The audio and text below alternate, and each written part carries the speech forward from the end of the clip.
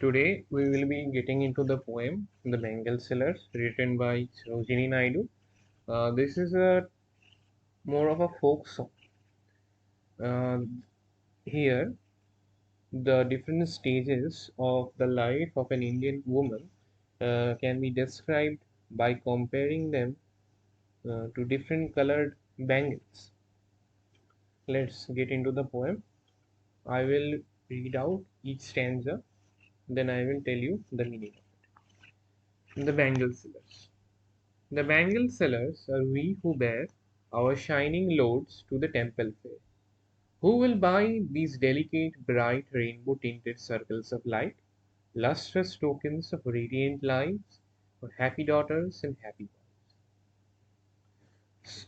So, first, in the first line, the bangle sellers are we who bear our shining loads to the temple fair, meaning that the people who sell bangles they carry their bangles to the temple fair. Shining loads, the bangles are shiny because they shine when any light reaches them.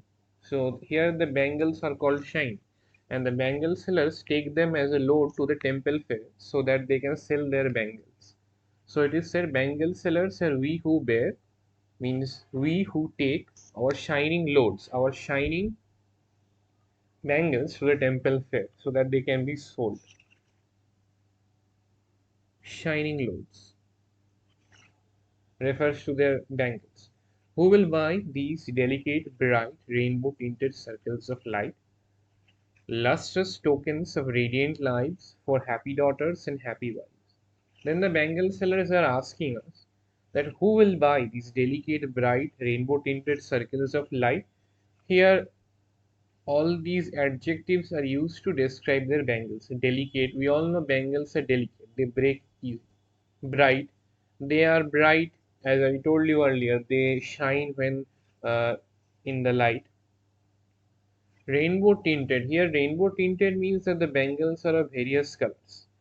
uh, Rainbow tinted circles of light, this full adjective, the rainbow tinted circles of light, all of these are being used to describe the bangles.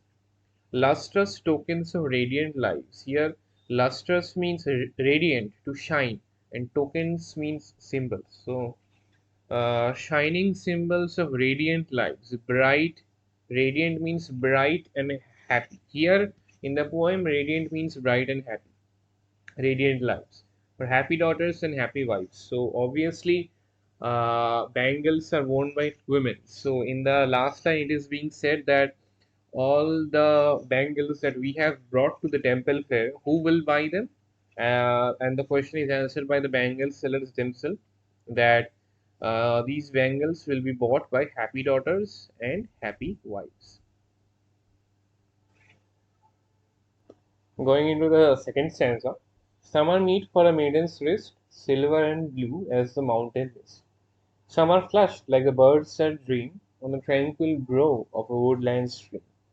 Some are aglow with the bloom that cleaves to the limpid glory of newborn leaves. Here some are meet for a maiden's wrist, meaning that some of the bangles are suitable or looks good to be worn on the wrist of maidens. Here maidens means unmarried women or girls, unmarried girls. Silver and blue as the mountain mist. Here, silver and blue as the mountain mist is a color that is being used to describe the bangles that are suitable for maidens, which is silver and blue as the mountain mist. This is one of the colors that looks suitable on a maiden's wrist. Silver and blue as a mountain mist. Mist means fog. Generally, hilly and mountainous regions are always encased in fog.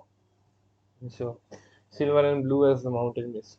Some are flushed like the birds that dream. Here it means that flushed means to glow. Some are like the birds that glow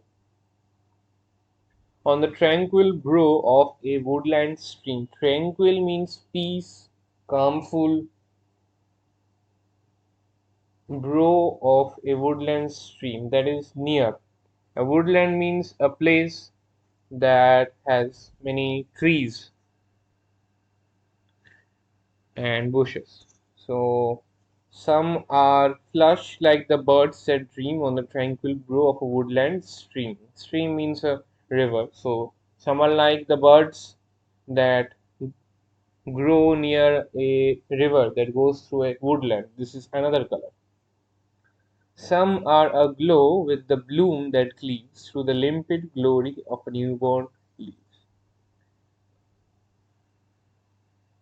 Some are aglow, meaning some are colored like the bloom that cleaves through the limpid glory of newborn leaves. Some are like the glow of a flower that cleaves, meaning that shows, to the limpid glory of newborn leaves. Here, newborn leaves is being reference to the freshness of unmarried women. Like the newborn leaves are fresh, so they are referencing to the freshness of unmarried women. Limpid means clear, clear glory. Some are like fields of sunlit corn. Now, in the third stanza, we get to discover a new color of the bangles. Which and what color is that? It is like the fields of sunlit corn. Here, sunlit corn refers to the golden yellow color of the bangles, meet for a bride on her bridal morn. So, and for whom are these bangles suitable? These bangles are suitable for a bride on her bridal morn. Bridal morn means bridal morning or bridal day. These bangles are to be worn by a bride on the day she is getting married. Some like the flame of her marriage. This is the second color. Here, flame of her marriage meaning denotes not only the reddish yellow bangles but also the sacredness of marriage, or rich with the or rich with the hue of our heart's desire. This is the third color that we are encountering in the stanza. Rich with the hue of our heart's desire, meaning the color that is red. So, hue of our heart's desire. So, generally, whenever we think of heart, the red color comes to mind. So, the are rich with the hue of our heart's desire. So, the three colors that are encountered in the third stanza are fields of sunlit corn, meaning golden yellow, flame of her marriage, meaning reddish yellow, and rich with the hue of our hearts desire, meaning red. Tinkling means the making sound of a bell. Luminous meaning to shining, tender meaning soft, and clear is clear. Like her bridal laughter and bridal tear. So, yeah, in the last stanza, the bangles are being compared that they are tinkling, luminous, tender, and clear. The bangles are tinkling, luminous, tender, and clear, like her bridal laughter and bridal tear. So, here, bridal laughter means the happiness and blissfulness that a bride experiences while getting married. And bridal tear, she is sad because she has to leave her parental abode, meaning her parental home. So, the bangles are tinkling, luminous, tender, and clear. All these adjectives are used to describe the bangles, and then these adjectives also describe her bridal laughter and bridal tear.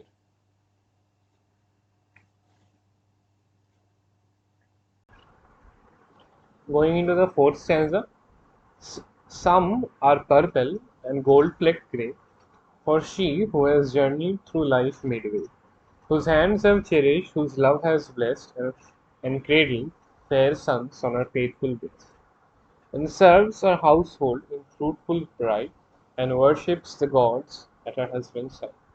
So, in the fourth stanza, the color we are seeing here is purple and gold flecked.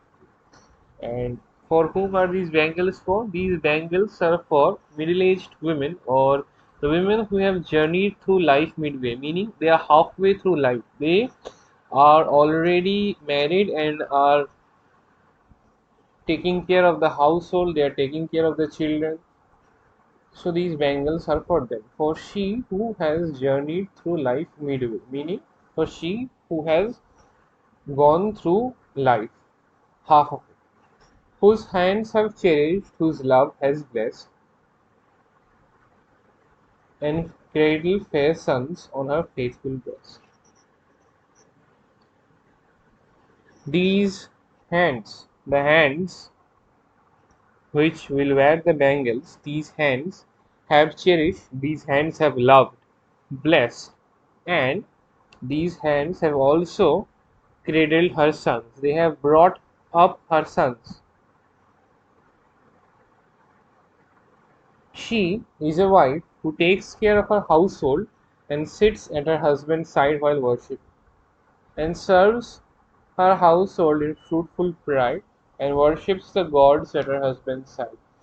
The middle aged woman takes care of her household, she loves her household, and she worships the gods at her husband's side.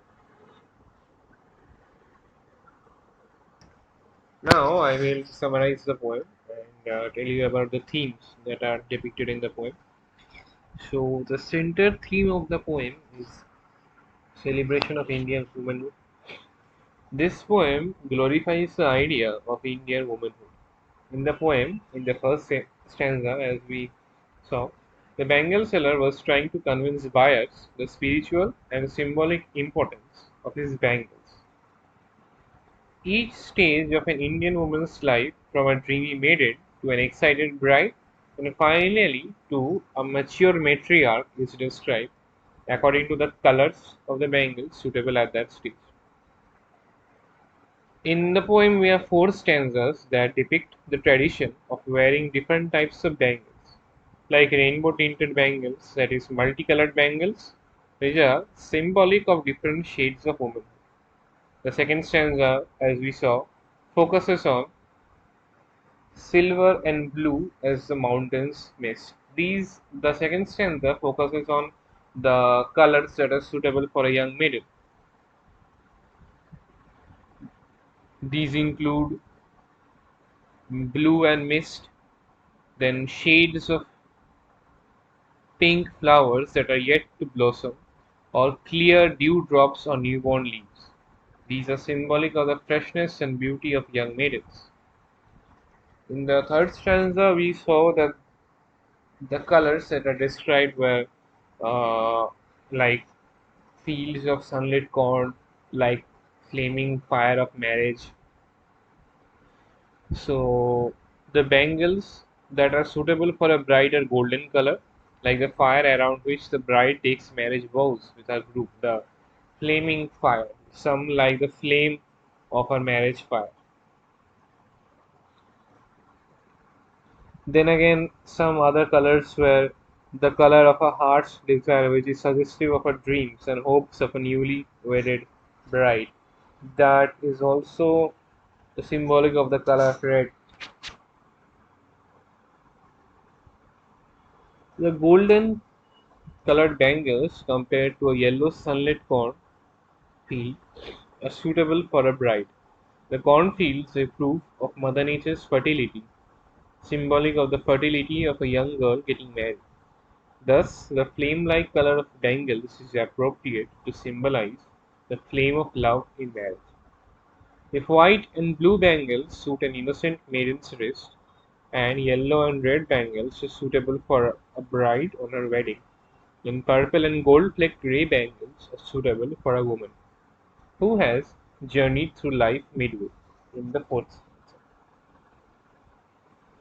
it is in the last stanza one comes to know that the maiden turned bride has now experienced all the aspects of being a woman.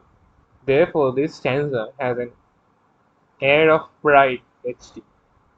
That is why the colors chosen for her bangles are purple and gold flecked.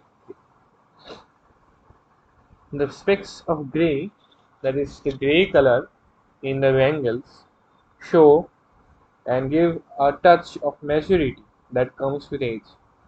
The last stanza sums up Sarojini Naidu's idea of perfect Indian woman. She is not only a woman whose greatness and glory is stressed, but is also an equal partner in the maintenance of family relationships. In this poem, the poet uses various images to show us the different aspects of a woman's life. Colors in the poem play a very vital role. They represent moods and aspects of life. It is a powerful means to express human feelings. The imagery of rainbow tinted bangles is used to refer to multicolored bangles, pointing towards the hopes, dreams, youthfulness, and aspirations of a woman. The visual imagery of mountain mist is also very profound, as the mist on the mountains can be appreciated with its changing color, which is sometimes silver and sometimes blue. The purple colored bangles with gold flecked grid are also very visual and simple. Purple is a color which indicates power, authority, pride, and dignity, and gold flecked gray is more of a sober color, which indicates experience and wisdom. Thus, the woman wearing purple bangles has gained maturity.